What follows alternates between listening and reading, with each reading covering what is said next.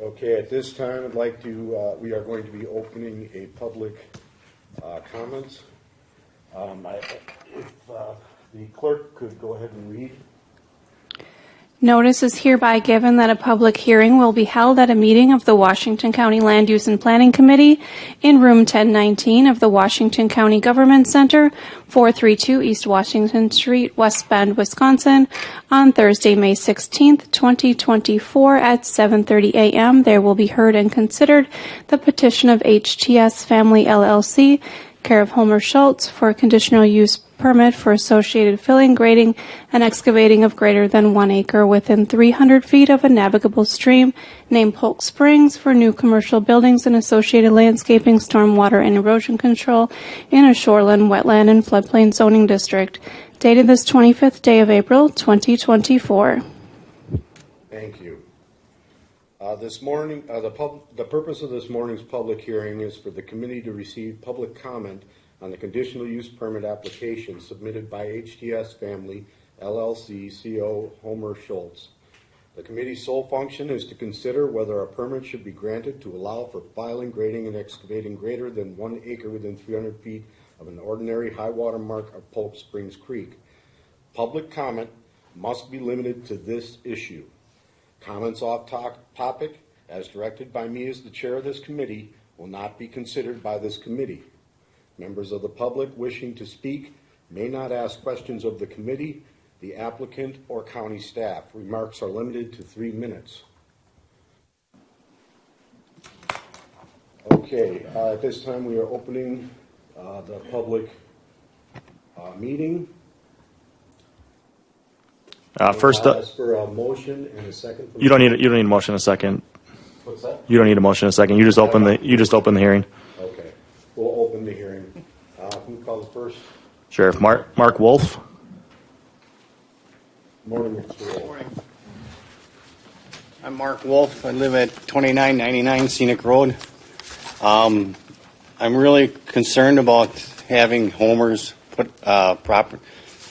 use this property for towing and painting and just putting it up here because I took a picture the other day, if you guys want to look at it, after it rained, and majority of the property is underwater after one rain on one day.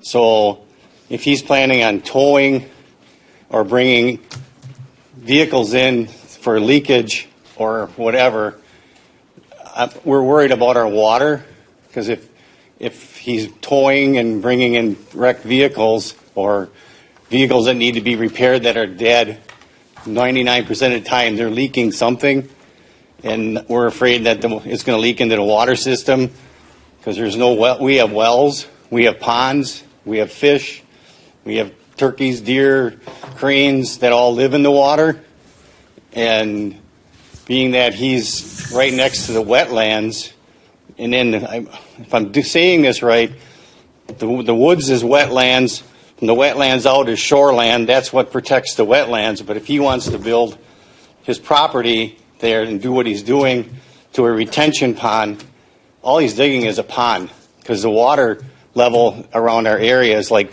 4 feet and you hit water.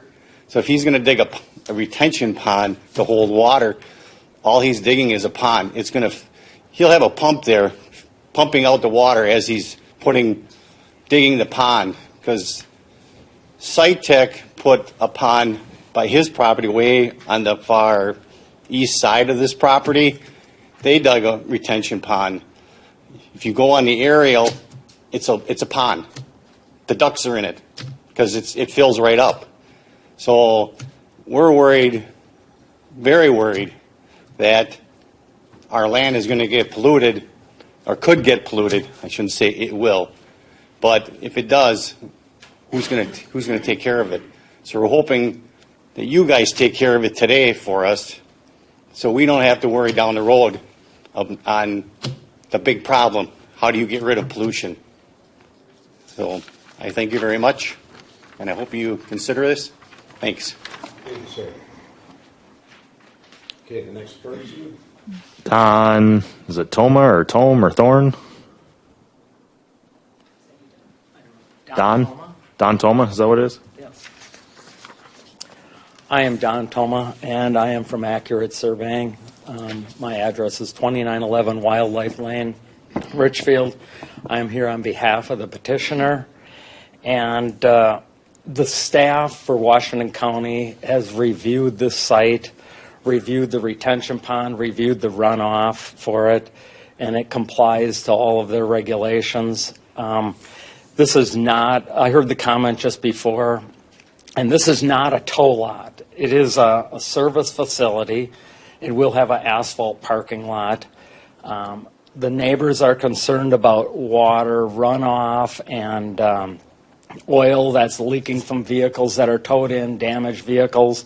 It is not a tow lot, and it does not have an impound lot. So the towing service that the petitioner has is going to be to store his towing vehicles and to tow vehicles that need service into his facility.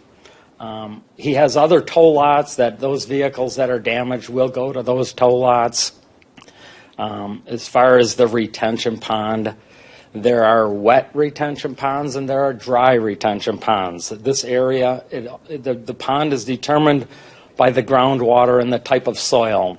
So these ponds will be wet ponds, so they are designed to hold water, and I see no issue with that. But the site is all designed to grade to a certain locations. The reason water is sitting there is because it's very flat and is not graded properly. If you review the grading plan, it will all drain to certain areas better than it does right now. I don't see any reason that this is zoned for commercial and B1.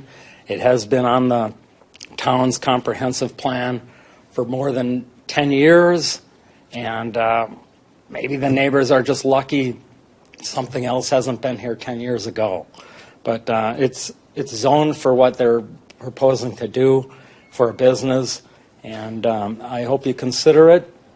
And I think your consideration is the stormwater or the runoff and the contaminations to the Polk Springs Creek.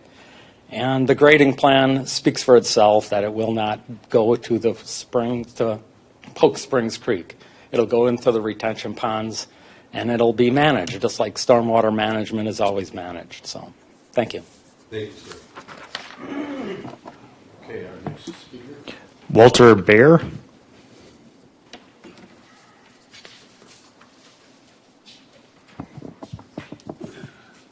Good morning. My name is Walter Bear. I live at 2626 Mayfield Way. I live next to a current location that Homer put in approximately 4 years ago. I can attest of all the things that we've gone through based on his current site, trucks coming in and out all hours of the day and night, starting the trucks in the middle of the night, pointing them at the neighbors. So the noise and everything is one thing. His current site is also next to an isolated wetland. I currently have issues that I've been dealing with the county and both the DNR that recent changes on his property has caused excess water to flow towards mine. I'm concerned with the contamination runoff because I have a pond on my site also. So the DNR is investigating, the county's investigating, and all I can do is wait. But I'm concerned because I've been there 44 years and I've maintained my property well, and I don't want something happening now. As far as the current site, I was at the town board meeting when he made his proposal. He said he wants to do heavy body work in there, including painting. He wants to dispatch tow trucks out of the site. And I'm not sure if he's going to store or not, because at the time when they asked him how long he's going to store vehicles on this site, he said by law he has to keep them 21 days, which is the law governing towed-in vehicles. So why he brought that up, if he's not going to bring trucks in there to tow, is rather confusing to me. My experience with him has been what he says he's going to do, and he tries to come off very nice, and I take people for their word, is not what he does. I had one neighbor that I've known for 30 years. He moved out after two of his drivers confronted him in his own property. So I have current pictures of his current site at Mayfield Way. I'd like to, if you want to take a look at them. And I also have current pictures of what his site looks like in Milwaukee. And it'll show everything that's on the ground now. in the current site pictures, he has a lot back there that's listed with asphalt. The lot is graded to the backside of the property to a swale. The swale circles the parking lot, goes into a culvert that goes into his retention pond, and his retention pond is discharged towards a wetland. And now that water is starting to travel towards me because of a new culvert that was put in his driveway. Thank you. Thank you, sir.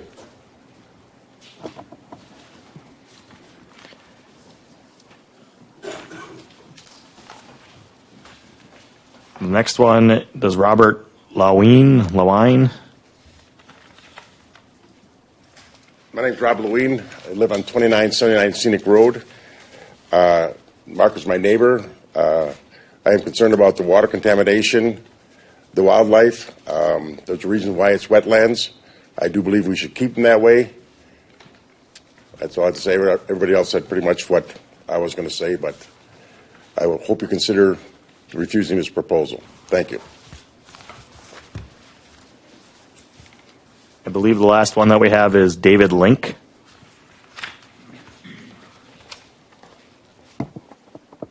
Morning. My name is Dave Link. I live at 2949 Scenic Road. From our front porch, we watch wildlife in our yard and across Scenic Road. Deer, cranes, geese, rabbits, coyotes. Apparently Homer Toming has bought this property.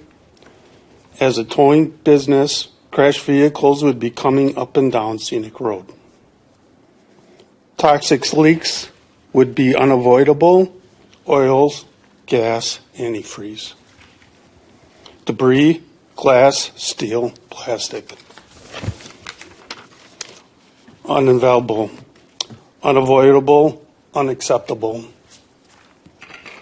These vehicles remain on site till claimed. This makes me question the environmental impact of this land purchase. DNR laws, guidelines were put in place for a reason. Why should they be changed now? Thank you. Thank you, sir.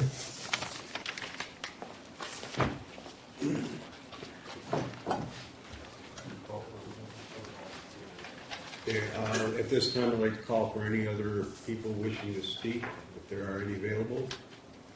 Anybody else wishing to speak? Last call for anybody else wishing to speak. Seeing none, I will declare this public hearing closed at this time. We'll need a motion. Motion for that. All right, motion Pam Conrad, seconded by Tina Pragma.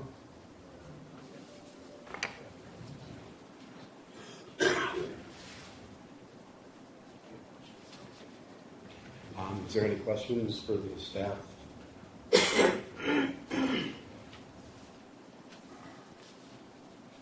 then all signify by saying aye. Aye. We also have members of the original task force here. We'd like to just recognize their presence. Jamie, do you need to speak on anything here, or we need to? On the conditional use that you just approved? Yeah. Nope. Not unless there are questions. Okay. Any questions by the original task force or anything? You all good? Okay. And that's it. We'll close meeting. Yep. All right. I have a question, Yes, Chair. Is there anyone from the conservation group here who can address any of the comments or objections this morning?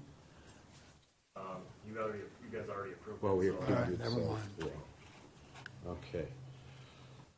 At this time, we're going to bring up the minutes. Any problems or concerns with the minutes we'll address now. Otherwise, we'll go ahead and consent those forward. Unseen. Okay, first item of business, we're to elect a vice chairperson. Yes, sir, Mr. Murray. Mr. Chairman, I would suggest we have Supervisor Krebs serve in a capacity as vice chair. He's been on this committee before. He works with the building industry. He understands more of the codes than we ever will. And I would just think he would do an excellent job as vice chair of this committee, sir. Thank you, sir, for your input. Mr. Krebs, would you accept? I would accept. Thank you. So Mr. Krebs has accepted the nomination. Are there any more nominations from the floor? Hearing none, I will declare that Mr. Krebs is the vice chairman by unanimous consent. Thank you. Thank you. Thank you, sir. Congratulations. Okay, at this time, we'll also be electing a secretary of this committee.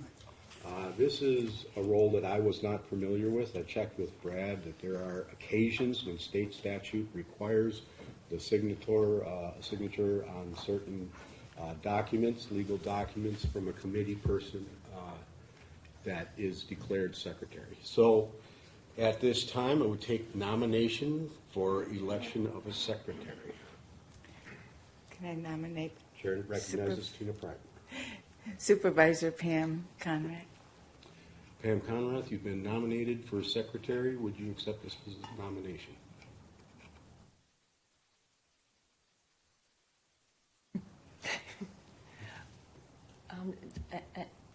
Does anybody else want to? Sure, yes, I'll accept. You really aren't on any duties, Pam. Okay. You may not even have to do anything. All right, yes, thank you. I'll accept. If somebody else, Any other nominations from the floor? Hearing none, then I would declare that Pam Conrath is the secretary of the Land Use and Planning Committee. Congratulations. See that train coming, did you? no. Okay, our first discussion item, we'll need a motion and a second. No, we don't have a discussion item, excuse me. We will be discussing the division of UW Extension County Partnership Guidance. To speak on that, I'm sure we have Jamie. We'll put her on the spot. Thank you, ma'am. Yes, thank you. Good morning. For those of you watching, my name is Jamie Ludovic, Community Development Officer for Washington County. So this actually, just a little bit of background of what brought this on the agenda. Last week, UW Extension approached both the county executive as well as the liaison committee, UW Extension Oversight Committee, which the Land Use and Planning Committee is that. Asking for any feedback on their partnership guidance document. So this is I believe it's about, a 17-page document or so included in your attachments. They are undergoing a revision process as part of just wanting to update and some of the conversations they've been having with counties across the state. In Washington County, we recently convened a task force to evaluate UW Extension with the previous Land Use and Planning Committee, and thought that because the county executive is planning to respond to their request for guidance in consultation with Chair Kelling, and we decided that we should also give the Oversight Committee an opportunity to respond. Because of the transition, he thought it was a good idea to invite the task force and kind of the previous committee. I see a couple members here because they have that background from those conversations. There was a letter. Supervisor Mary was the chair at the time. He produced that letter. That's also in the packet because it kind of sets this foundation for the feedback. And I'm going to go a little bit slower through what's in your packet. There is an attachment that talks a little bit about kind of the recent conversations we've been having about putting together a premier Wisconsin 4-H program focused on post-secondary pathways, because we have been working very closely and in partnership with our UW Extension area director and the staff we have in Washington County. We have an upcoming meeting with Moraine Park Technical College and their K through 12 educators where we're going to kind of discuss this. And the recommendations from the task force and the direction around 4-H is actually a proposed future conversation with this committee, likely June or July. But then we got the request for feedback on this document by June 1st. So we wanted to come forward, and so as part of that discussion, one of the points is that the county executive makes, and I'll read his letter, but it's illustrated in the email chain as well, is that we are setting local priorities and we are working with them, and the funding is not available for transitions or switches. And so what this really illustrates is we're working great together, I believe, with the local UW Extension staff. They've been wonderful. But there is this structure in place within the institutes that, at the county level, we don't have the ability to penetrate. So that's kind of what led to the county executive's comments, and I'm just going to read them to you, and then you have kind of a discussion, Chair, that you can lead. But it says, "Dear Dr. Martin, thank you for the opportunity to comment on the Division of Extension County Partnership Guidance document. As you are likely aware, Washington County has been undertaking a review of the role of UW Extension in our community to ensure taxpayers, our residents, and businesses are getting what they need. As I have stated publicly, there has been a concerning departure from the Wisconsin idea, with the UW more focused on itself, moving focus away from the real needs of our people, businesses, and communities. Meanwhile, UW campuses are closing, staff are being laid off, programs are ending, and culture wars and anti-Semitism are undermining our values. I commissioned a task force to address these issues. Following numerous meetings, including various presentations and discussions, the task force forwarded the following findings and recommendations. UW Extension services historically provided in the community have changed, and Extension educators are not being used as they once were. UW Extension programming has redundancy in the community. 4-H continues to hold great value in the community and should be enhanced and expanded by working with clubs in STEM and educational institutions. Current UW Extension educator vacancies should not be filled, yet regional crops educator positions should be retained and the vacant dairy educator or positions should be discussed. The county must honor its contractual obligations with UW Extension, which run through December 31st, 2025. Importantly, we have done just what your guidance document articulates: identify local educational priorities in our county and evaluate vacancies. We have been working with your team to develop a new 4-H focus on post-secondary pathways, something our community feels is needed. Yet Extension's evolved scope creep precludes it from funding local priorities. Rather, it controls the direction through the creation of institutes and institute priorities. Your document begins by acknowledging that it's gone astray from the legislature's initial intent and fails to address how these statewide priorities are created or funded. It acknowledges the integration of these with local priorities, yet controls the funding with little transparency to counties. I would be remiss if I didn't take this opportunity to share how outstanding and professional Cindy Sarkady has been to work with, along with various longtime educators. Paul Robach, Carol Bralick, Lee Delcourt, and 4-H program educator Ronald Jacobuzin deserves recognition. Despite the lack of vision and execution from the highest levels of our state, these local teammates have worked tirelessly and tried valiantly. They should be commended for their efforts and deserve great credit and sincere gratitude. Overall, I want to end by reiterating our position that it's not what is in the guidance document that presents the challenge to Wisconsin counties. It's what is lacking.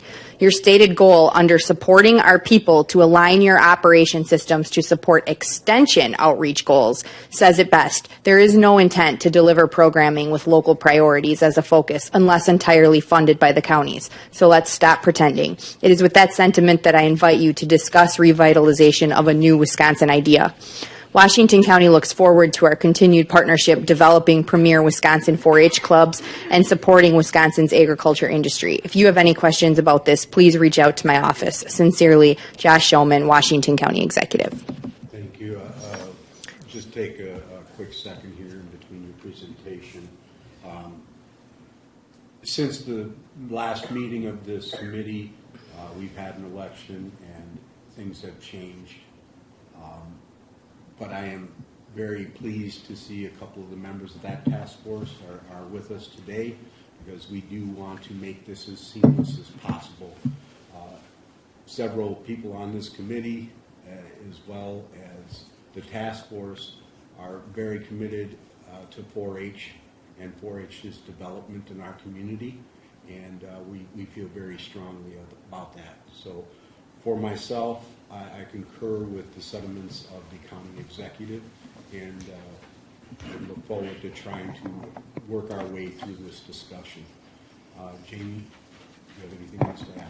No, I think this is then really just a discussion for this oversight committee as well as whoever else you would want to include about because you all were asked for feedback as well, right? So I think the recommendation says, motion to endorse the letter. You could craft your own letter.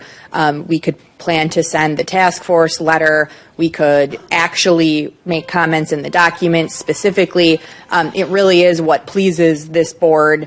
Or you could do nothing, understanding what's going to happen. So you really have all of the options in front of you. Thank you. I would then at this time ask the committee for their concerns or interests in this discussion. I think the 4-H is a good program. I got grandchildren and everything in there, and it gives them a little bit of knowledge how to take care of stuff, run a business, everything else like that. So I think it's a good program. Good. Mr. Mary? Thank you, Chairman. I commend our county executive for the wording in his letter. I think he hits it right on the head. The fact that they're acknowledging the fact that they want to have their programs, but if we come up with a program, we can do anything we want to as long as we fund it, but they're not going to share in any of those expenses. And I think that's really been the driver behind the discussion on the entire 4-H Extension Task Force as to what we were trying to accomplish. We've got some funds that are being unused, and we want to take those funds and use those for locally generated programs. And programs that come to us say, hey, could we get some help with this or that or whatever? And Extension, accordingly to the letter we've got here, they don't care. If we want to do it, fine, but they're not going to provide any support to it. And I also want to reiterate the executive's comments. The Extension staff here, led by Cindy, has been absolutely phenomenal to work with, and they've been phenomenal people here. And I think this is one of the things we stress in the task force meetings, that the changes that were recommended in no way reflect anything on the performance of the Extension staff, some of whom have left, some of whom are still with us, and we very much look forward to moving onward, perhaps with some expansion of 4-H projects, but we want to make sure that everyone understands we're completely behind and supporting 4-H programs. We're not doing anything with these changes to degrade or denigrate or anything else to lessen the 4-H impact in Washington County. That's all I have to say, sir. Thank you. Thank you, sir. And I would also invite the task force members, if they have anything to add to the discussion, please do. We welcome your input. That is the reason why we're here. Anybody else care to speak on the topic? I would just like to make a comment also in support and reflect our county executive's thoughts too in that letter. And, we need a program that reflects the values of our community. And the program is strong in leadership development and career development too for our local children as they grow. It's excellent professional development for them also. Very good. Thank you, Supervisor Conrad. Anything else? It's Supervisor Vizbelli. There's some options. So either crafting your own letter. I do appreciate the sentiments of our county executive. I think they were spot on. Do you want to go with his letter? You want to craft your own? I just make sure that you had mentioned that, correct? So just that part of it is, do you go with his letter? I would support his letter. I think it's spot on. It's very well worded, very well, and whatever direction you wanted to take with that. Thank you, Supervisor Vizbelli. I would like to add that having read the document, there's a particular paragraph that refers to having local input and local control as far as how the money is spent and the positions are utilized. However, it doesn't appear that that seems to be the case when you talk about funding.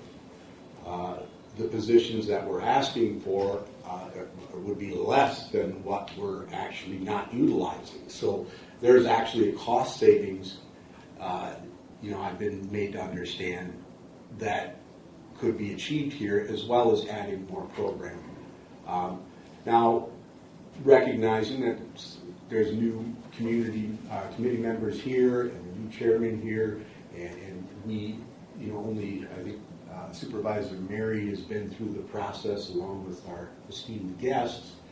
I would probably think it prudent to have Jamie work with the county executive and craft any revisions that they feel necessary to this document that are due by June 1st.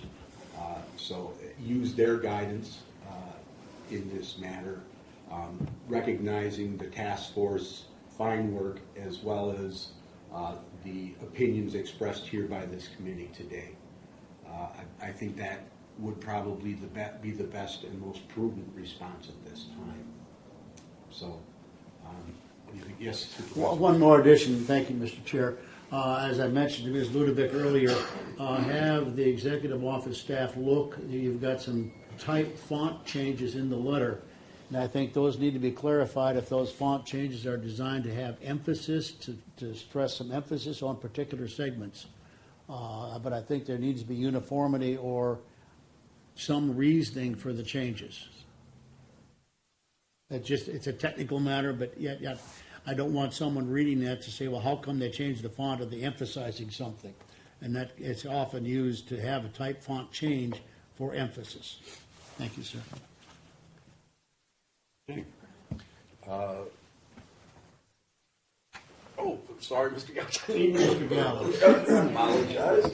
He's also a member of the task force, and welcome your input. Yeah, thank you, Chair. The first thing that comes to my mind is, what is our desired outcome?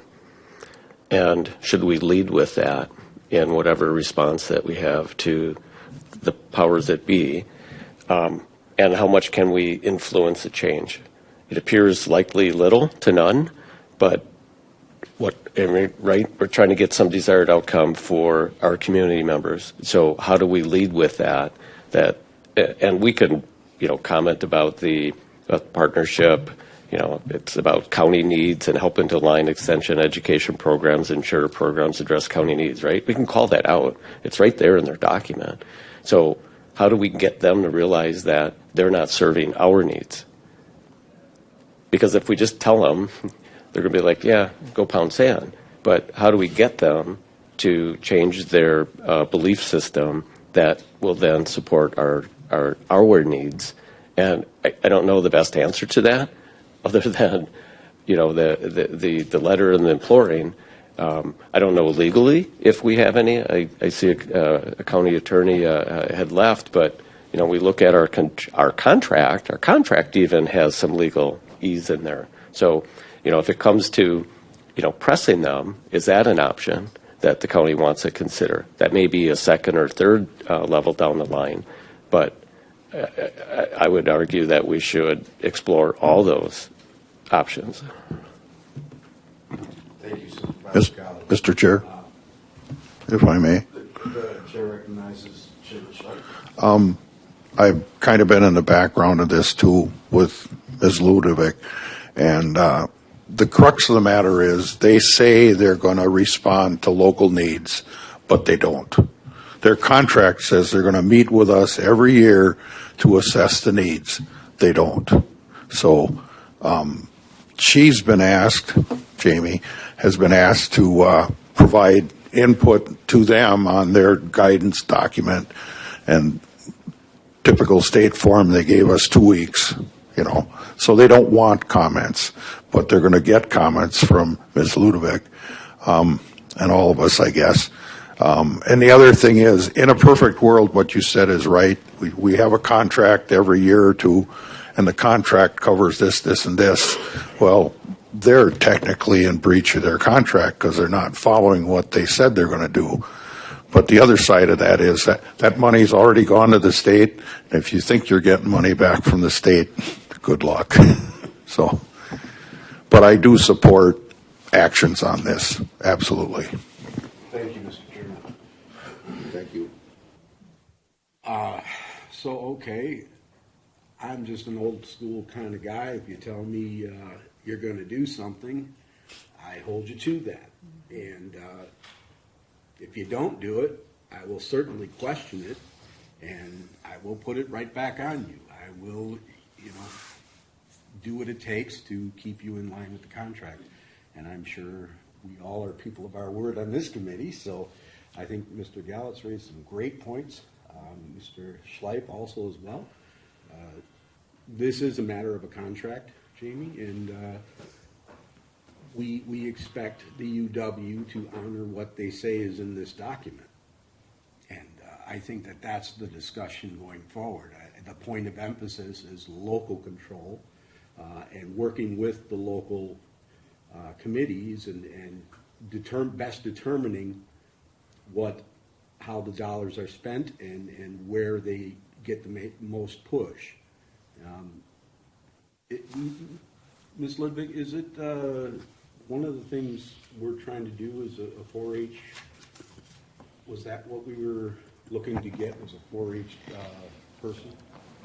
Right. So, and this is the conversation we're hoping to bring to you, but the task force, and I think Supervisor Gallett's, everybody was really at the core of this, but was big on these STEM-based kind of post-secondary clubs that are more project-oriented and looking at partnering with the new automation and technology labs and the K through 12 throughout to make sure we're putting those types of clubs.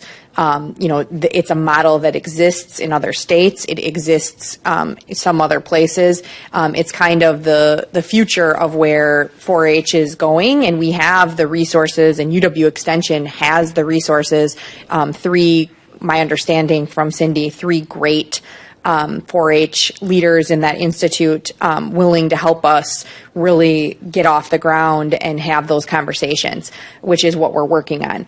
The issue is that right now we have another educator in that institute, in the Positive Youth Development Institute co-funded with Fond du Lac, as well as we have the vacancy educators. And so the question was posed of, are we able to shift the educator? Are we able to refocus and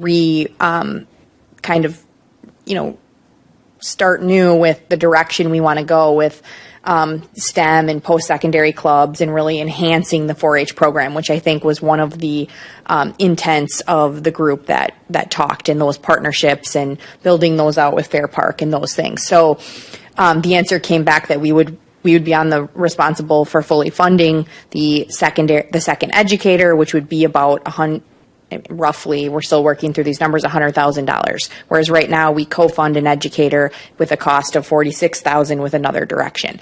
So the issue is not the willingness of them to work with us. The issue is not the skill set or the appetite for this direction. I think that it's something that the community, they hear. The issue is really coming down to, and the email from Cindy Sarkady is in your packet. I don't know if you guys read that, where she very clearly articulates that that's not what the state says you can do, so you can't. And we will be, you can't just take money from one program to another at the local level. And so the point being that the document stating these, we work together on local educational priorities and we do these things. Which we're still moving forward with our program. We're still going to bring forward a proposal to fund an enhanced 4-H program, hopefully next month or maybe the following month, depending on how the conversations go. But it is going to be, moving some more of that vacancy funding than potentially what we're giving up, if that makes sense. And it's more expensive than what we're currently doing because they will only co-fund one 4-H educator per county. And they are worried about consequences if they make changes in one county. And yet, they talk about local input, local control, guidance, clearly in the document. It's like Right. So again, it's the conversations up here, right, that feed how that funding, and so it's a very high level conversation, which is why I believe the county executive, when in his discussion with me, said that he preferred to keep his comments very high level, right, because they are, a lot in the document is very procedural, and to be direct, we don't have any issues with the procedure and the way that the local extension educators are working in our county. They've been really great to work with, and again, to reiterate what you've all already said, are great people, very skilled, very intelligent, very competent, easy to work with. Would anybody on the committee like to add anything more to this discussion? I'll just add to it as a new committee member. I think I understand most of this conversation, but I obviously still have some background research and digging to get into and stuff. I would ask,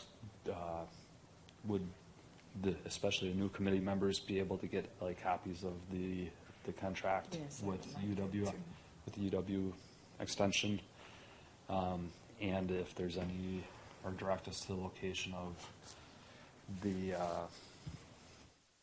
committee that we've tasked with us, any of their background minutes or information that they've gone through, just so we can kind of dig into some of the details of it.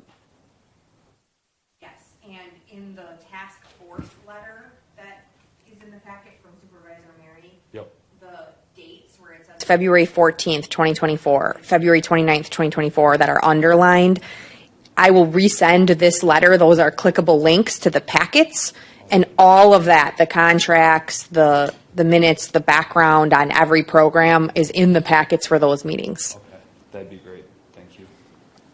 Mr. Chairman, if I could just add an aside to this discussion, this is a topic that the Wisconsin Counties Association has taken on, but they're moving very, very slowly on it in terms of providing guidance and county suggestions to the university extension system on what kind of changes should be done and so on. The last time that group, and I serve on that committee, last time they had a meeting was last September.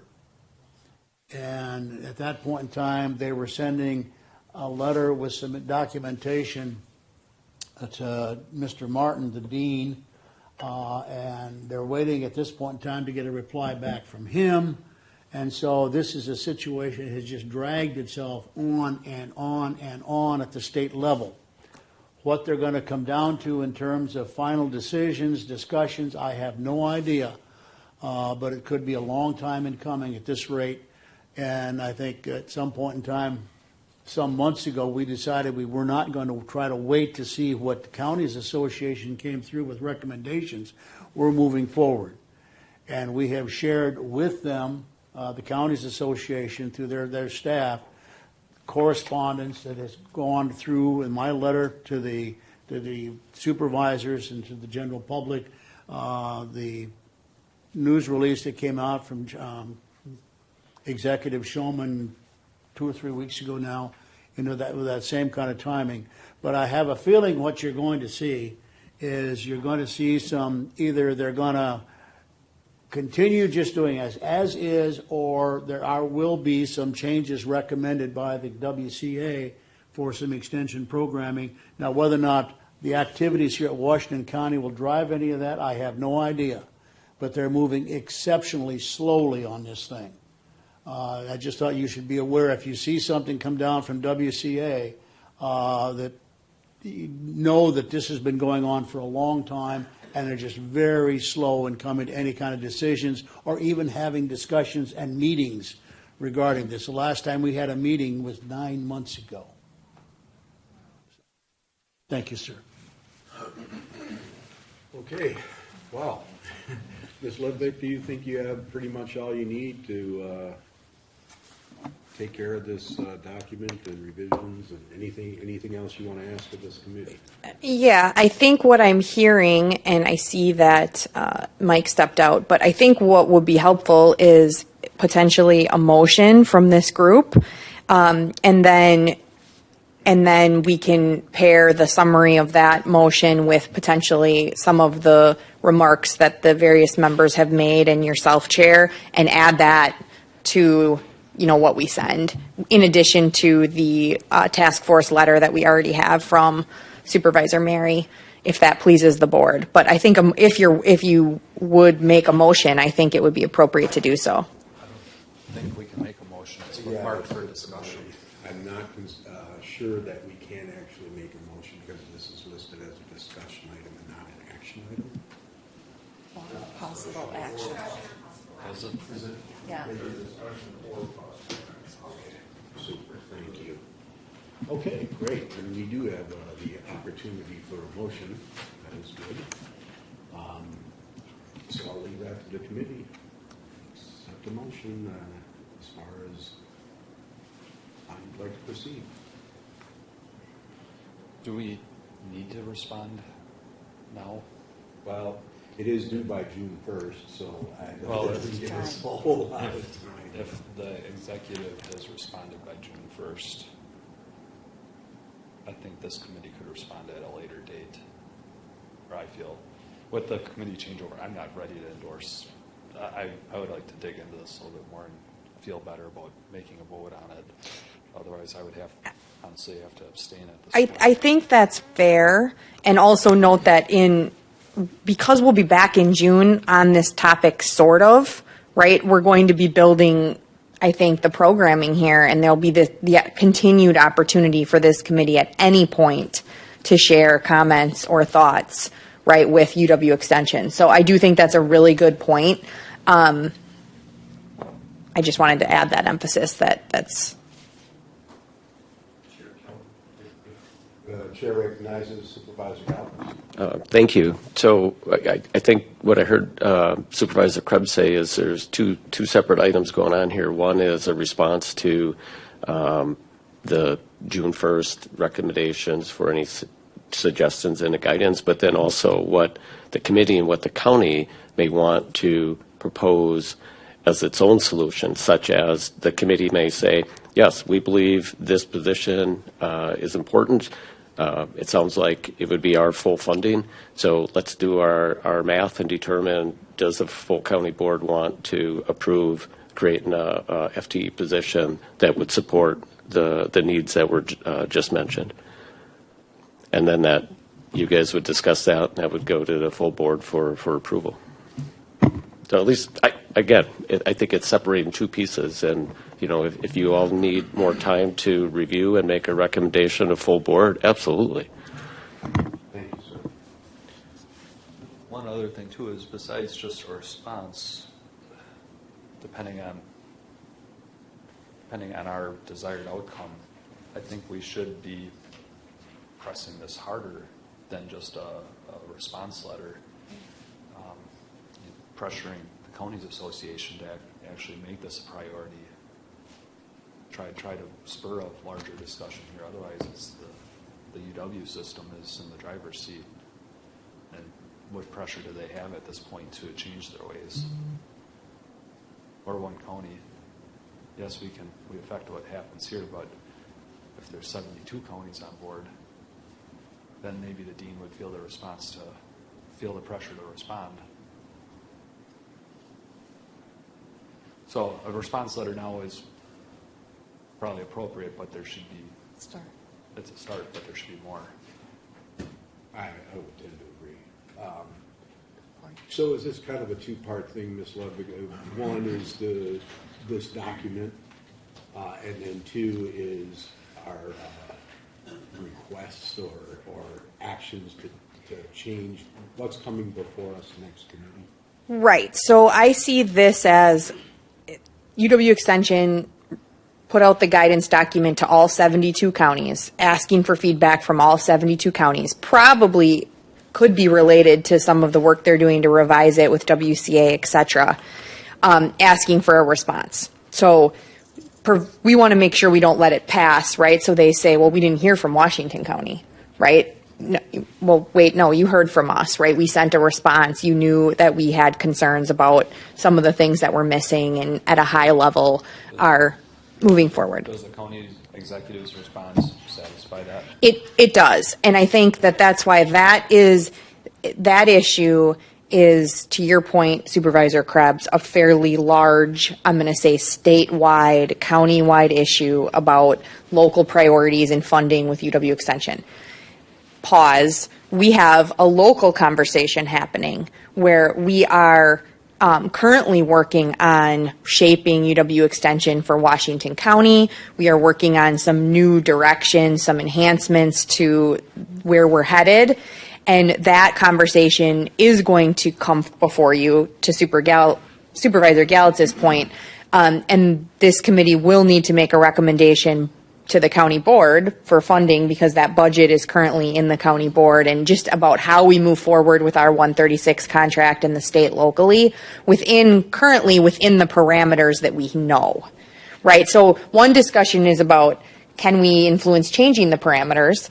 And another discussion is, what are we going to do within our parameters and or within our current contract? Do we push that contract? Do we, how do we move forward? So today, this is kind of, we wanted to make sure you were aware that we are challenging the parameters of that. Well, you said local priorities, but the funding's locked down into the institutes, regardless of which county you sit in the state. And they will take the money. So if we say, and it's right in Cindy's email, that we don't locally, we're not interested in doing X, they will take that money and they will go put it into that program in some other county, in Milwaukee County, in Madison County, some other county that wants that programming on. In this case, I encourage you to read the packet of those programs, right? Because they name their institute priorities, promoting fatherhood. They're doing things with the court system, so they're driving those things, right, in those areas. So I don't know if that helps, but I think that the next discussion is really going to be more focused less on this is really more law changing, transferring, commenting to WCA, commenting back to UW Extension on this guidance document versus the next conversation, which is going to be about a premier Washington County 4-H program, post-secondary pathways, and, collaboratively how we want to build our resources in Washington County. With my limited knowledge of the subject as a total, I don't see anything wrong or out of line with the county executive's response. So I would be fine with that with my knowledge today. Going along with that, the conversation about the local programming, is it, and this is where, forgive me if I sound ignorant, is this a conversation of basically doing the programming without the UW system, basically doing it ourselves because they're not able to fulfill it? That's the direction that the county executive is going, is that we cannot, quote, do it ourselves, because the 4-H clubs is a Wisconsin and national program, right? And and I'm not the technical expert on 4-H, but there are reasons and benefits that you need to be affiliated with that program, right? For resources, for various things that it offers, as we build out kind of what I'm going to call a new innovative 4-H direction that you can only do with the name 4-H, right? We can't hire a 4-H person and call it that and think we can run a 4-H program on our own. But we would be funding that educator on our own through UW Extension. And then we have other vacancies right now, so that whole budget in its entirety is the conversation. So there's a contract with the UW Extension, and it's not a question of will there be another contract. we would have to have another contract after that expiration if we want to continue. We plan on continuing the relationship with UW Extension for, and I think it's in this letter a couple times, for 4-H and for agriculture. And then potentially some of these other things, if we're hearing from the community that, there are gaps or, other things, UW's open to, if at any point we would decide, we really actually want to share one of these other educators, we could go back. But at this point, we're not talking about ending our relationship with UW Extension. We're talking about changing what we're funding here. So is the UW Extension open to amending the existing contract or at contract renewal? Yes. How much flexibility is there to customize it? Or is it a contract boilerplate because it's a state type? So that's kind of what if you go back in and you read the emails between Cindy and I, we can say we don't want an educator and we don't want to share in the funding. We can't add an educator. They only have so much funding in each area. So we're talking about enhancing the 4-H area. That's in a separate program. And so they won't let us take savings from one program and move it to another program. Okay. And that's really, I think, where the crux of this is. It's either you have this educator serving these needs or nothing. Calumet has already gone down this path. They only have a 4-H educator remaining, I believe, from the task force. He spoke to us. So other counties have already, eliminated programming that they do not want. Thank you. And that's probably a discussion for another day because I'm sure we'll be addressing that soon when we redraft that program. The executive's letter kind of throwing this out there, the committee's response, would you be interested in adding the committee to that letter? That's kind of a show with our executive and his direction on this item. I would support it.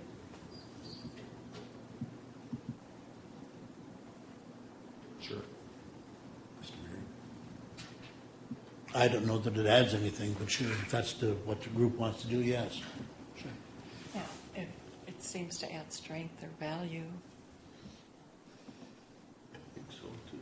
So I guess, Ms. Ludwig, what we, as the committee, would want to ask of the executive is if we may be signed on to his letter as a show of support and solidarity with his ideas and his vision for UW Extension going forward. Okay, yeah, and that's clear direction, and we can have that conversation with him, and if he's amenable to that, otherwise we can, generally speaking, it sounds like there's support of that letter, and we can figure out how to get that articulated. Or if not, you could perhaps redraft a letter for us indicating our support for the executive's position on this matter. Right. Yep. So I would think that would be prudent, and seeing as we're all in agreement, if it goes that direction, we can draft it and I can sign off on it, and there you go. So one of those two directions I think would be probably a good summation for our words here this morning. So I guess at that point we're pretty much done with the discussion here, and we're going to go ahead and move on without any objections. Do we need to do a motion I think regarding we've the kind letter? of determined or that a anything motion at formal? this time No. Okay. isn't really necessary at this time. All right. Okay, so moving on, Community Development Quarterly Report. Welcome again. Good morning. So I'm Deb Silskin, the Community Development Director. I'm just going to go over the quarterly report for the Community Development Department. We've been still very busy on developing and implementing numerous innovative programs. And I'm just going to highlight a few of the things. that we've been working on. The first one is next generation housing. We have 2 active developments going on at this time, the Oaks of Jackson and Skyway Park in Hartford. That encompasses about 108 owner-occupied dwelling units that have been funded. So far, we have 6 of those homes that have closed, and half of those homes have also used our Heart and Homestead program. We've been tracking some of those statistics. For each one of those homes, the county invests $20,000 each. And those funds are set in a lien, which gets satisfied at the time of close to the first home buyer. Those funds are then returned to the county to be reinvested in future next generation housing developments. So for those 6 that have closed, the $120,000 is being developed and put back into the program. And for those 2 developments, we actually have 31 owner-occupied units that have either been sold or are under contract. And with the Oaks of Jackson, we are working with the builders on the next phase for each of those builders, 10 additional homes on each of those phases that'll be coming up in the fall. The next one I want to highlight is the Brownfields Site Redevelopment Program. We are continuing to work with local governments in the assessment and redevelopment of numerous sites. The City of Hartford, we're working with them on the Centennial Park, doing supplemental investigation on the site. The Village of Slinger, we have our NIFOS redevelopment that is coming along. In the Village of Germantown, we are working on the Colberg District on doing some Phase 2 investigation. And then in the Village of Richfield, we're working with St. Gabriel on some Phase 1 site investigation work. Next, I want to talk about our Heart and Homestead program. This has been very successful. As you know, we launched on April 4th, and 1 month and 1 day later, we have depleted the funds. There's 105 that have been either closed, awarded, or in progress. So that's a total of $2.1 million. So far, we've had 14 home closings. And of those home closings, those individuals have started to earn that incentive.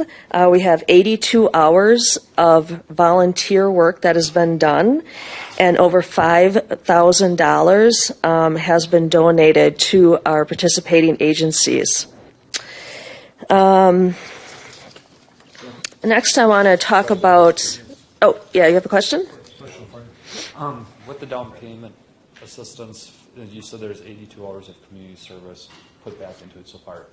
If all the funds would be earned through volunteerism, what would the total amount of hours be required for that? I don't have a calculator, but you can calculate it's 2.1 million divided by $25 because it's $25 per hour. 84,000. Thank you. Okay. All right. Moving on. I want to talk a little bit about our managing growth of the community so it doesn't manage us. On your sheet, you'll notice we do have a couple of those that have been a little off track. The first one is the Multi-Jurisdictional Comprehensive Plan Progress Report. Every 5 years, we give a progress report to the county board due to the other priorities of the department that is being pushed off a little bit further later into the fall of this year, but that will happen. And the second one is our farmland preservation plan update. It has taken a little bit longer than we had first anticipated to develop the farmland preservation areas, so we're a little bit behind on that, but we still do anticipate that this project will be done by the end of this year. And that is everything from our report. Do you have any questions? I'd just like to make a comment, Mr. Chair. Sure. I know Supervisor Pridemore was with me, with a group of us out at the Jackson Next Generation Housing. They had an open house a week or so back. And those houses are very, very nice structures. I'm not sure what I was expecting, but I was expecting less than what I saw. Thin walls, but that was not the case at all. No, they're very nicely constructed, they're very nicely finished, and they're not the biggest houses in the world. The lots are certainly small, but if you all go back to the first house you probably owned, it wasn't very big either.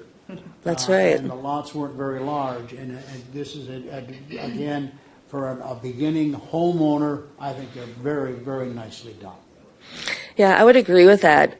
Both the Hillcrest and the Harbor homes, those homes are absolutely beautiful, very good quality homes, and they're smaller homes on smaller lots, which is exactly what our goal is for next generation housing. Very good. Okay, thank you. All right, thank you.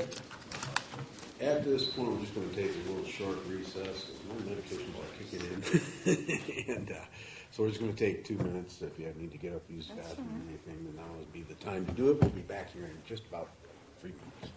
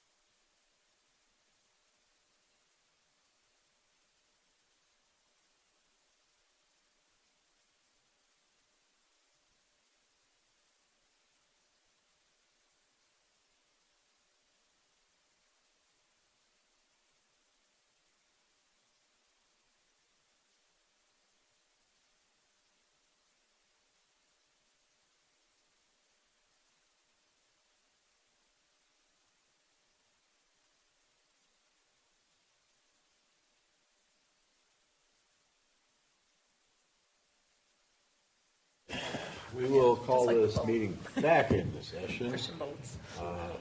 Please welcome to the stage my dear friend, Sharon Martin. That is. Always good to see you. She's here with her quarterly report. Take it away. All right. Thank you for having me this morning. So on page 40, I believe, is where the Register of Deeds section starts. For the benefit of the newer supervisors, Supervisor Pridemore and Supervisor Conrath, just a little background of what the Register of Deeds office is and what we do. We have this phrase that we have been using, live or die, sell or buy, you need the Register of Deeds office. So that pretty much sums it up. We have all the land records and the history of Washington County, as well as all the vital records, birth, death, marriage, and we have, in the last number of years, have incorporated divorce certificates to be issued. So I have a small office. It's the Register of Deeds, a deputy, and 3 others. So again, this department kind of flies under the radar, but is a very important part of the county's tax base and very important to the citizens of the county, as well as our business partners, various funeral homes, various title companies, attorneys, et cetera, et cetera. It just goes on and on and on. So where do we get our revenue from? All the documents that are recorded in the Register of Deeds office, all the deeds, mortgages, next-gen housing documents, those all come with a $30 recording fee. And the Register of Deeds collects that. The $15 of that gets distributed partially to the county's land records program and then gets pushed up to the state. $15 of that $30 goes into the county's general fund. Another part of that is for every deed that's recorded, the value of the property is set, and there's a $3 a thousand transfer fee that is collected and paid to the Register of Deeds. So say, for instance, a $300,000 home, if you purchase it, next-gen housing, there's a $900 transfer fee that goes along with that $30 recording fee for the deed. Of that $900, the county gets to keep 20% of that. So the rest of it, the 80%, gets filtered up to the state. So just a little tidbit of information for that. Of the vital records that we issue, birth, death, marriage, and divorce decrees, it's a statewide issuance. So the Register of Deeds Association worked very hard over the years with state vital records to have a computer system that all counties can tap into. So please remember, it does not matter where you were born, where you were married. You can go to any county wherever you are living. And family, friends, coworkers, business partners, anybody you come across, if they talk about a vital record, just have them go to the nearest county. Of those certificates that are issued, we can access the statewide system. They're $20 across the board. Our association also worked very hard on when they tried to adjust those fees to make it practical, make them consistent across the board. So it's $20 for birth, death, marriage, and divorce decree certificate. Of that $20, for birth certificates, the county gets to keep 5. The rest gets pushed up to the state. For the marriage and the death and the divorce, the county gets to keep 7. So any additional copies of that individual record, they're sold at $3 each. So that $3 the county gets to keep. So again, the county's employees are putting a lot of work and time and effort into it, but we're pushing a lot of this money up to the state. So anybody have any questions about our office? If you've never been to our office, it's just like a big, huge library, which is now converted into a kind of a digital library. We have books going back to the 1830s, which we digitized, and we do have a system that's available online 24/7. for anyone, individuals, genealogists, business partners, attorneys, citizens. You can go on and search our records. Indexes are for free. If you download and print a copy, since 1967, there's been a statute out there to help us maintain all this stuff. It's $2 for the first page, $1 for each additional page of a recorded document. So, trying to think of anything else that we do, and we deal with a lot of individuals coming in asking questions. Our office is located up on the second floor. Right next to us is the county treasurer real property lister, and down the hall is the county clerk, which they process marriage certificates, passports. So we all kind of work together with the land records, the taxes, and the certificates. So it's good to have us all in kind of the same area. So. Anyone has any questions, I'd be happy to answer those. Otherwise, I can go into some of the reports. We're good. Report. All right. So page 40, I think I have these in the right order. Land notification or fraud alert. This is a huge buzzword thing out there that if you ever watch any regular TV, be prepared. Somebody is going to steal your property and get mortgages against you and get all this money and come in and, change the locks on your house and now you're kicked out.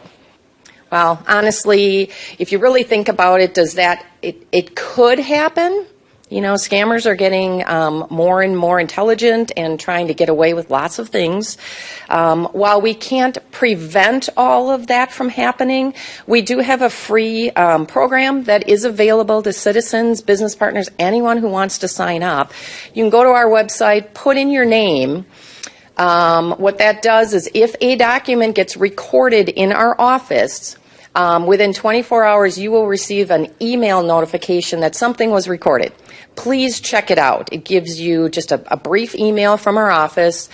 If you paid off a mortgage, the bank issues a satisfaction. They record it in our office, and if it's got your name on it, you will get that email notification as well as the link to our online program.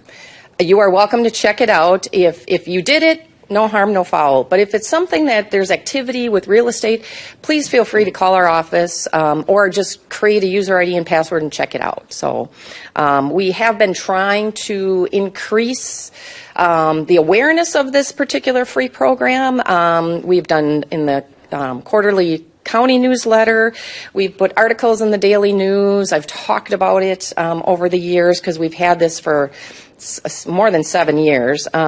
We recently just worked with the Village of Jackson and their police department with their Fraud Fridays notices. If you guys have, anybody has noticed any of those, their social media, Facebook, Instagram, does Fraud Fridays. So we tapped into them. That increased within probably a week of like almost 60 notification registrations on that. So anybody has any ideas, I'd be happy to reach out to get some more information on that.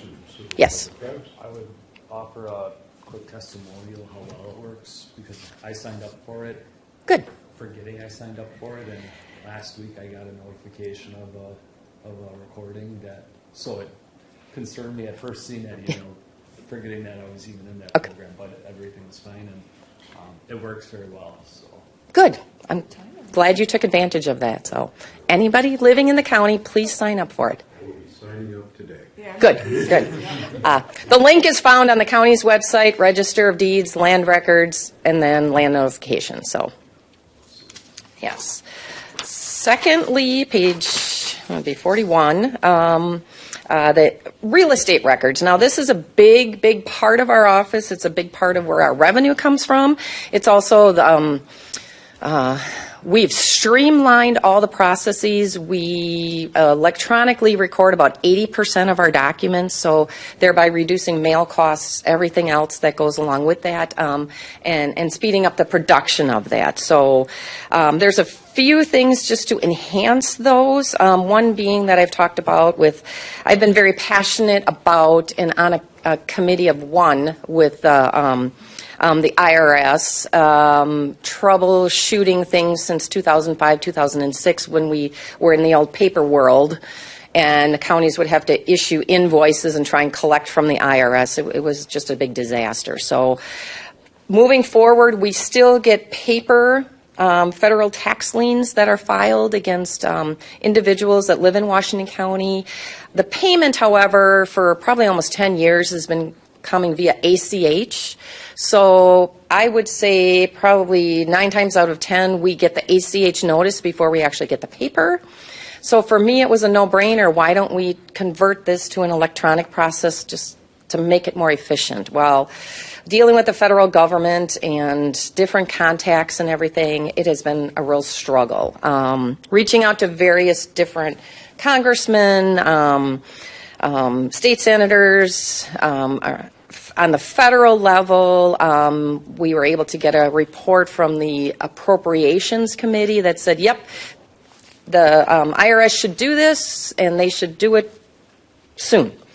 But they never really designated a time frame. We reached back out to Representative Mark Pocan's office. That individual was on the Appropriations Committee at the time, and basically said it'll be years before the IRS updates their programs, even though nationally electronic recording is going on in all 50 states. So we keep talking about it, keep bringing it up, so eventually it will happen. So that's why that one's off track. The other ones, we have lots and lots of projects that we've done over the years to try and preserve all of our paper books. We have them all digital.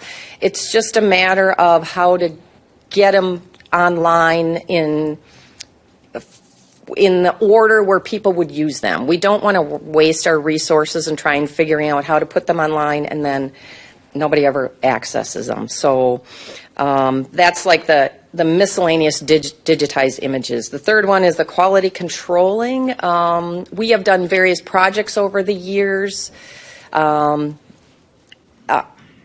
Digitized paper and microfiche, did like one name, what we call a grantor, like an individual's mortgage to the bank, and then what's called a legal description. It's not an address. So we had partial indexes with that. So in between the real estate market, when it's slower, my staff works on enhancing those indexes and then making sure we have good quality images to be accessible there.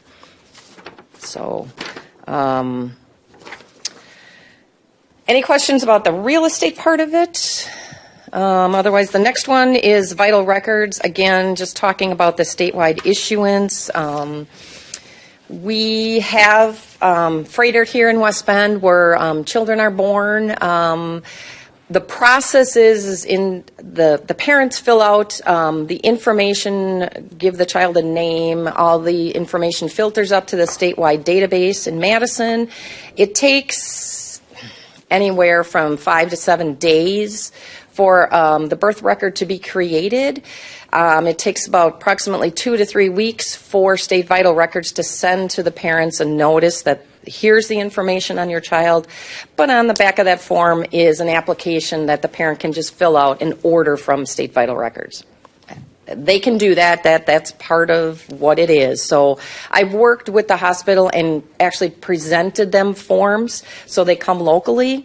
We encourage young people or new parents with a new child to just come in. It's kind of a blessing in disguise because we saw 3 newborns yesterday, so we get to see all the new babies because so that's kind of a fun part of our job. So if anybody has any other suggestions of how we can get the word out about vital records in our county, please keep talking about it. So. And lastly, again, enhancing the historical records. We last year, through the Land Information Council, that other half of that $15, the county gets to retain, I want to say $8 of that. And the Land Information Council has a plan with which to spend those fundings. It does topographic mapping, everything that you basically see online with the GIS and the historical tax rolls and everything, that's the pot of money that it's not from the tax levy, it's this pot of money that pays for all these projects that are in this plan. So I proposed last year to the Land Information Council to get funding out of there to really work hard on this back indexing project. So there was $200,000 that was awarded. We just signed the contract. We are single sourcing it directly to our land records vendor, who ironically hires former Register of Deeds employees and their family members who are familiar with land records. We pay for them. The land records vendor contracts those individuals and then pays for them out of this funding that's there. With the $200,000, we're hoping to get quality control, all the indexes, and verify the images are good quality. 10 years-ish worth. It's an expensive process, but I'd love to say this would be done in my lifetime, but unless you contract some of this stuff out and take it in chunks, it's going to be a long time. So, and that's the Register of Deeds. I know it's a lot of detail. Be happy to answer any emails or calls or questions about it. I encourage the newer members to this committee to stop by and visit our office anytime or call us. And my promise, my next quarterly report will be much shorter. All right. Chair recognizes Supervisor Meary. Yes, sir. I would like to ask our committee chair to draft a memo to our Register of Deeds announcing to her that all future retirements have been postponed indefinitely. All this work has been done. Yeah. Thank you very much. The chair would definitely consider that motion. Yeah, so I thank you for that. Yes, this is my last term. I have been serving as the Register of Deeds this is my 22nd year. Started in the office, worked about 10 years under the previous register. So I am encouraging and supporting my deputy. She will carry on the legacy that was handed down to me, and she's very in tune with what's going on. She has participated in a lot of these decisions, etc. So I thank you for that. Thank you. Miss you when you I'm not going far, but yes, it's time to move on. So, thank you. Thank you very much. Okay, we will move on to the Parks and Trails Quarterly Report. Thank you. I'll be happy to answer any questions on this report, but I do want to just say two things. One, on the attract visitors to Washington County goals about mountain biking and Glacier Hills Lakefront. Those are two of the destinations we will be touring on Saturday, May 25th. We're going to start at the Glacier Hills Hall, and then that project is the focus of that stop, and then we are going to move to Heritage Trails, and that project and future plan out there is the topic for that meeting that we have planned. We plan to validate license plates for all of you for the entire Memorial Day weekend and provide you with kind of an on your own, here's other parks that you can go visit for that orientation. The second thing is related to that Glacier Hills Lakefront project as well. You should be aware that on Monday morning, May 20th at 7:30 a.m., the Gulf Parks and Trails Endowment Committee will be meeting, which is staffed by Washington County. And their packet, which we will be sending to all of you, includes some information on park revenues that they asked for, as well as the 2050 plan and the release of the numbers for the Glacier Hills Lakefront Development Project, as well as the schematic. So the endowment committee funded the planning work for this project. It's coming back in this range we expected, around $1.2 million.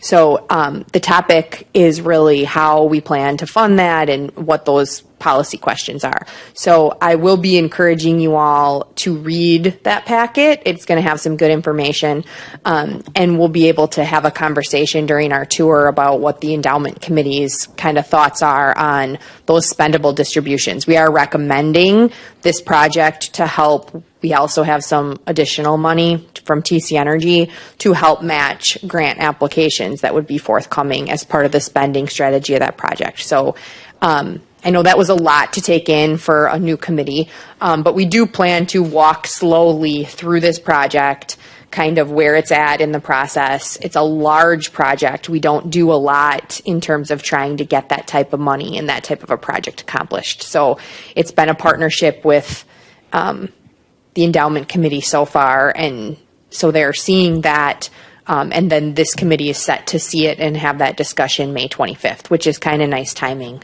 because we'll have a response on where they're at. And you are welcome to attend that if you are interested Monday morning. Any other questions on this report? Chair recognizes Supervisor Conrad. Thank you, Chair.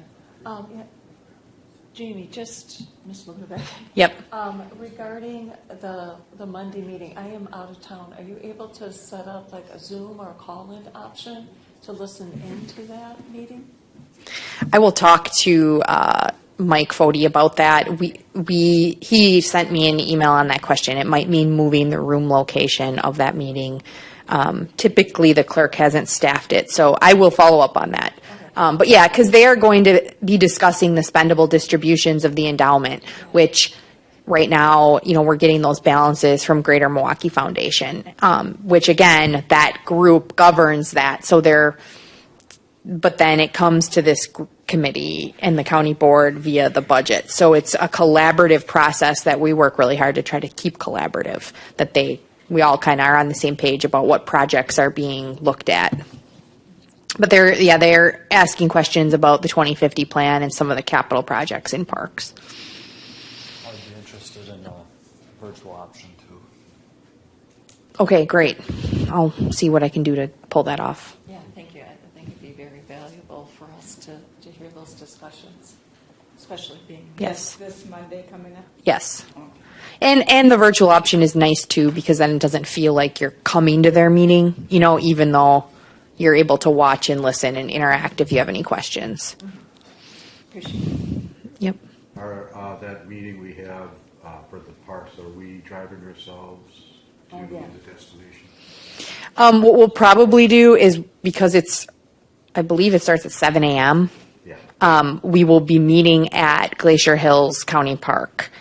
And then from there, we can certainly talk about if we want to carpool to Heritage Trails, but it's just from Glacier Hills to Heritage Trails, and then it's done.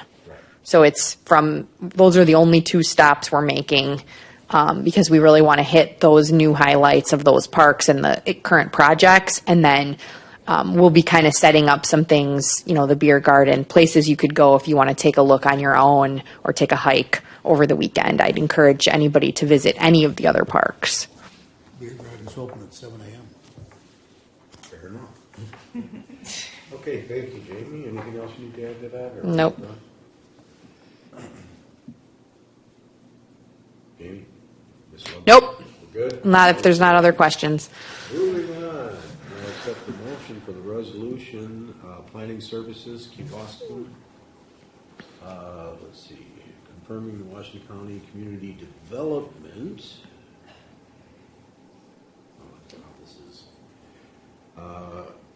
Department of providing municipal planning services to the village of Kewaskum as part of a shared revenue. So motion by Tina Pradmore. Need a second? Second. Second by Supervisor Krebs. And discussion?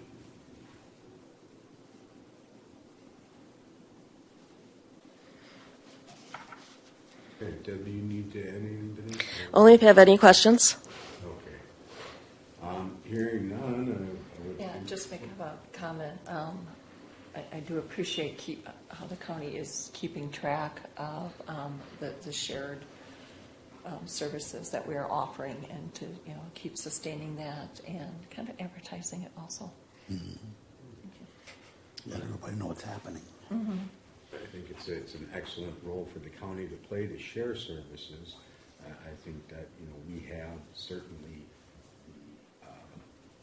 departments and manpower and all the rest of that a lot of our small municipalities don't have, and we can offer to share with them, and this ultimately saves tax dollars for our residents. So I think it's a really good plan. Okay, so anything else to add? Sure. Oh, sorry. Chairman Schleif, recognized.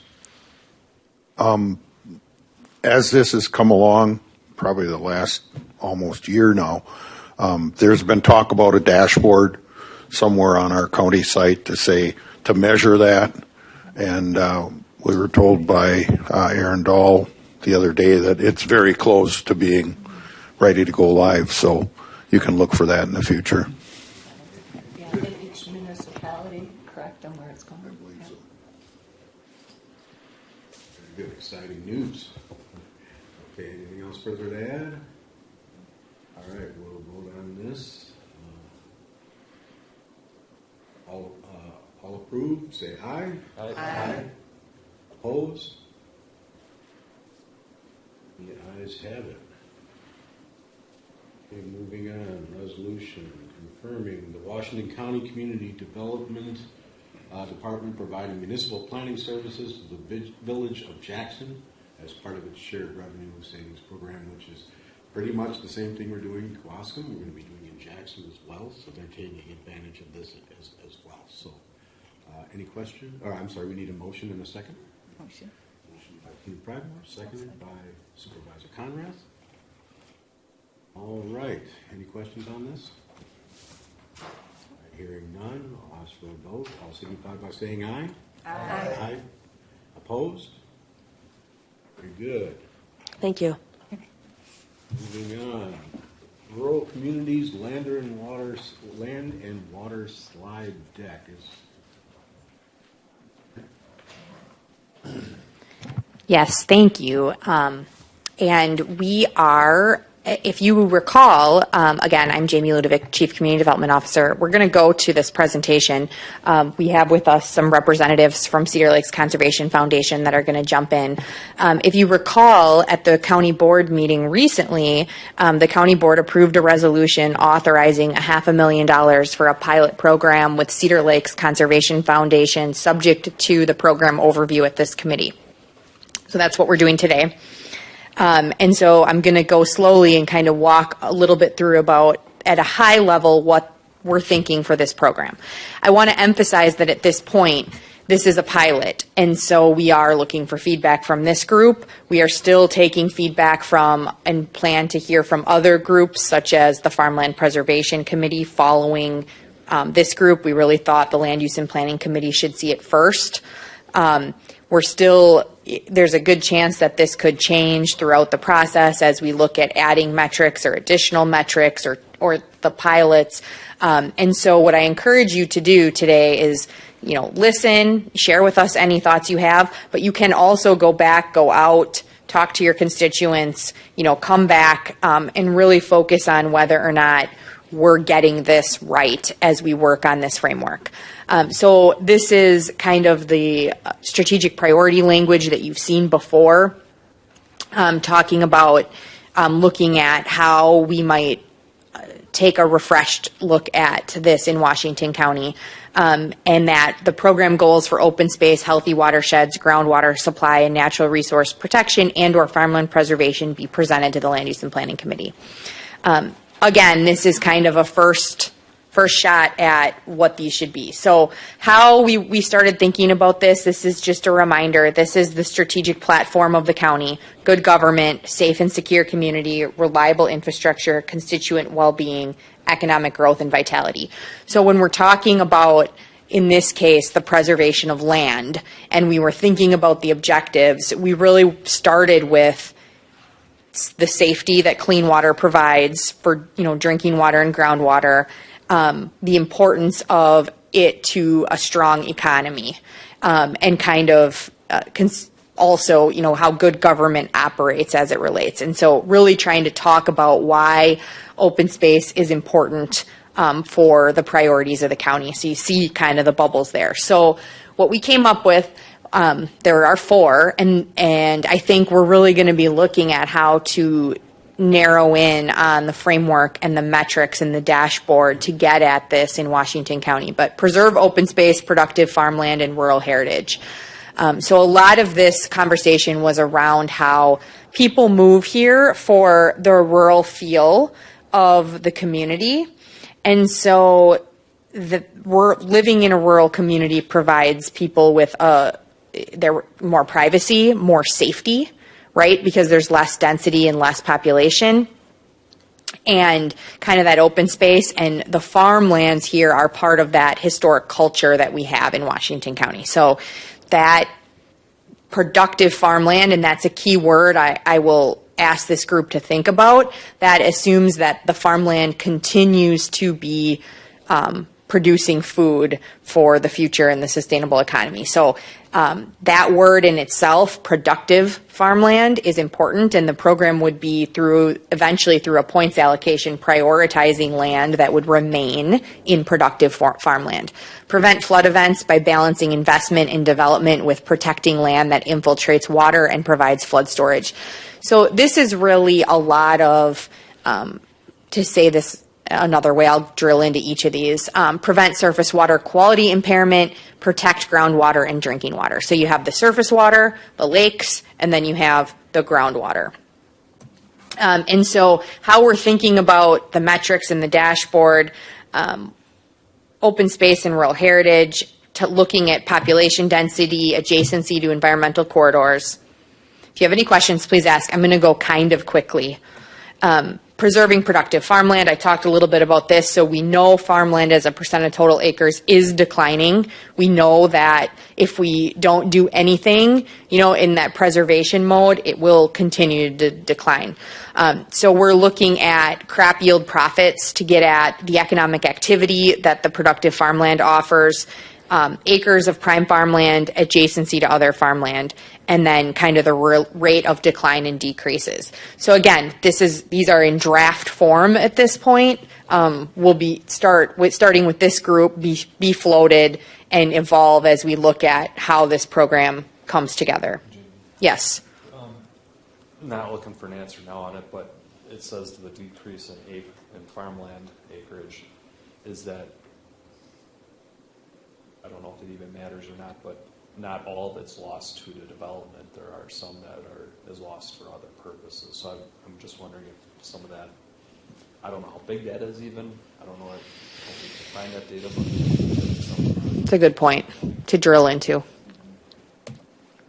And then, the flooding keeps coming up, but in Washington County language, preventing the stormwater runoff crisis. So Milwaukee is next to us, and their MMSD, they are gobbling up land because of overdevelopment, right? So this goal is really about not becoming in a crisis related to development, and being smart about that from the standpoint of using the knowledge that we have related to how much land is being developed and how much land is remaining to infiltrate water so that we don't have flooding problems. So the metrics here are really kind of around that flooding, forested or wetland within parcels, monitor the percent of development in the watershed. And we're looking at how do we obtain information about what those impervious surface levels, what we would be looking for as it relates to the appropriate amount of land for the purpose of flooding. The next one is preventing surface water contamination. This is one that's really important to a lot of our lakes. It's directly related to algae, phosphorus runoff, sediment runoff, management decreases in these. So we have ways of measuring or projecting the measurement of our work in conservation practices on land that will directly model these. And so we're at the very early phases of talking about of talking with lake districts, of talking with others about how to potentially create that dashboard of, over time, really measuring the impacts that not only this project and program is having, but also other conservation work there seems to be kind of an opportunity to really take a leadership role in how this comes together for Washington County. And then the last one, protecting groundwater. This one is really important to hit on all of the county's strategic priorities. It is harder to measure. So we will be looking at groundwater recharge areas and groundwater contamination susceptibility as part of the selection of pilots. And, you know, I think the success metrics, there's a few ways we're looking at the cost of, if we do want to measure these on the pilots, what that would be. I think there's a quote in my inbox that, you know, it's $7,000 to $9,000. So kind of weighing out the level of and the ability to measure infiltration. But positively, overall, the concept is positive land management leads to less risk of groundwater contamination. So I know this is something that is really important, and we're trying to figure out exactly how we can lead in this area. On a personal side, my well just tested positive for contamination. I live in Richfield. So now, actually this morning, we'll be out of water for 36 hours because we are having to shock our well. So those types of stories, those types of things, we know people care about them. We know how important this is, and trying to figure out how the work and the action we're taking can translate into, you know, long-term protecting these areas. And then there's a few other kind of floaters out there that we're still open to the conversation of what else. You know, what else is there? And I encourage you to think about that too as it relates to what's important for Washington County residents that we want to be putting together to measure. And then I'll pause there if there are any questions, and then I am going to invite Linda Muschler from Cedar Lakes Conservation Foundation, she's the executive director, up to kind of walk through one of the pilots. So we're talking about multiple pilots and putting metrics and dashboards in place to build out this program. We are only going to talk about one today for a variety of reasons, but we thought that would be helpful for you to kind of understand how we're thinking these come into play. So are there any questions before I have her do that? Okay, it's all yours. Hi, I'm Linda Muschler, and this is Sophie Gassetti. She works with me on land conservation projects. So the property we wanted to talk about briefly is the Hossinger Farm. We recently purchased this farm. It's been in the family since 1849. It's been pretty continuously farmed since 1849.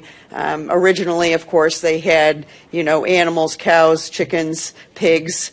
And then beginning in 2003, they changed over to crops, and then since 2016, it's been leased. It's in what we call Subbasin 15 of Big Cedar Lake. All lakes have subbasins that drain into them. Subbasin 15 happens to be the largest subbasin of Big Cedar Lake. It has quite a bit of farmland on it, and as you can see, it contributes 32% of the sediment load and 31% of the phosphorus load to Big Cedar Lake just from that one subbasin. So it is a huge contributor of both phosphorus and sediment. Interestingly enough, this was a study that had been done based on data in 1995, and the Big Cedar Lake PRD, in conjunction with the town of West Bend and ourselves and Little Cedar Lake PRD, are updating that study to see what the data shows now. This happens to be what the Hossinger Farm looked like not too long ago after a big rainstorm. So you can see this is Pleasant Valley Road. Looking towards the silo on the farm. Again, this is some of the water accumulation. This is now how the water moves. So you can see in the little diagram, the water travels south and then it travels back north and exits into the lake. So this is the water starting on that southern route. It goes into this wetland area. It then goes over to the neighboring property. You can see some of the water in the back. And then it ultimately gets across near Diefenbach's Corner where it flows in. And I'm not sure I'm going to be able to get this video to work, but this gives you an idea of the rate of the runoff that can occur after a rain event. You can see the color in that runoff. So it's taking all sorts of things with it, and that's what's contributing to some of that pollution that goes into the lake. So that really, covers an example of a project where I think that we could make improvements in talking with Land and Water Conservation about what sort of things could be implemented. So, some of those practices that we've implemented in other fields, for example, are, going to no-till farming, putting in some grassy strips, taking some fields out of, active, tillage and putting it into, for example, permanent cover. I know the county has, looked at, are there other things you can do, putting in berms, to help manage some of that runoff, and also infiltration, for the groundwater and the well water, et cetera. So that just, sort of gives you a picture and shows what some of these rain events, can do, and how much water, can flow. So I think I'll wrap it up there. I know you guys have been here for a very long time this morning, but happy to take any questions, and Paul's here from the county too, in case you have any questions for him.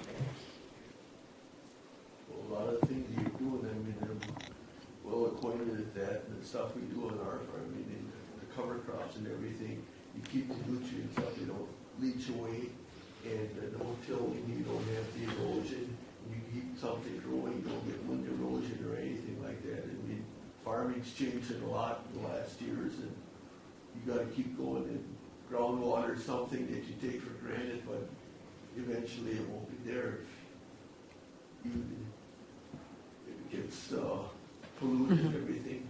So.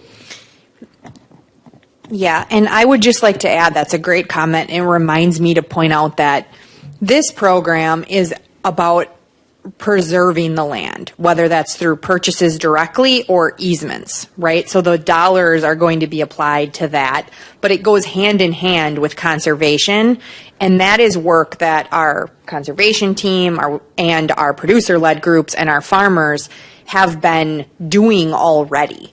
And so when we're talking about these metrics,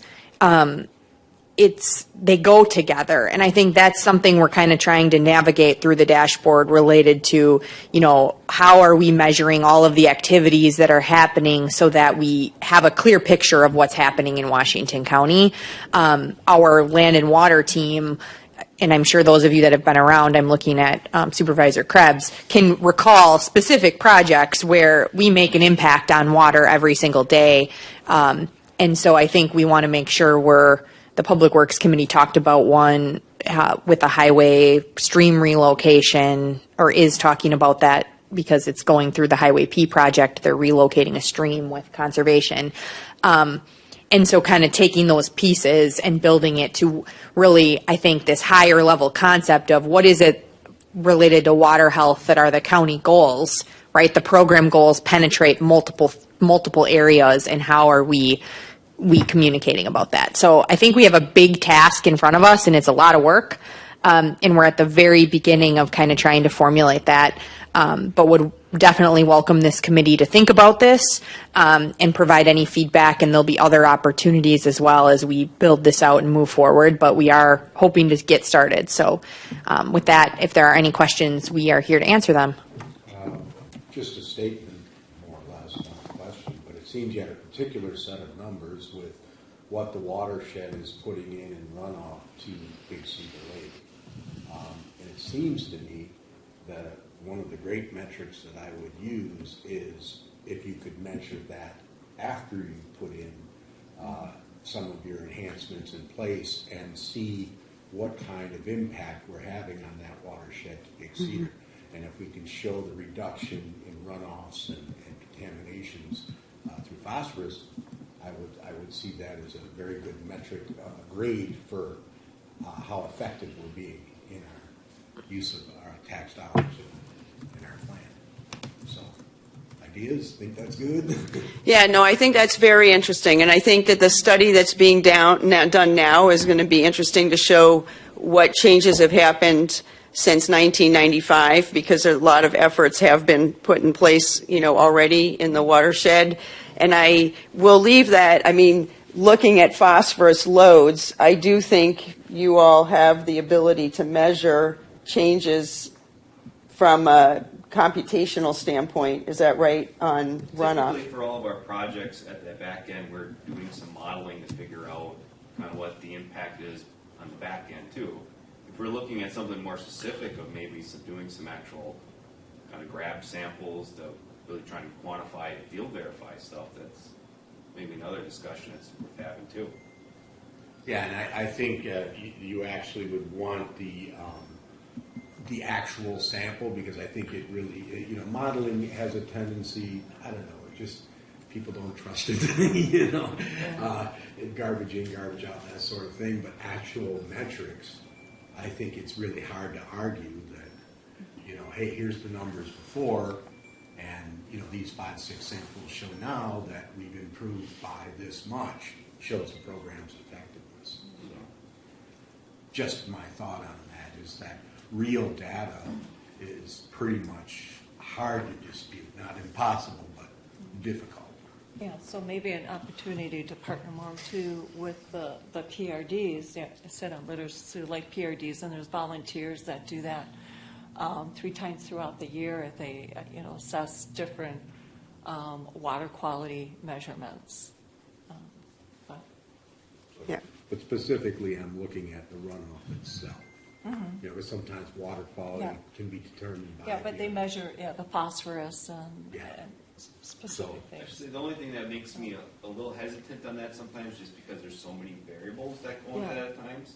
Because you have, let's say you get a 4-inch rainstorm that drops in April, that's going to have a different impact as a 4-inch rainstorm that drops in late July too. So it's hard to, and those come varying over the course of the year.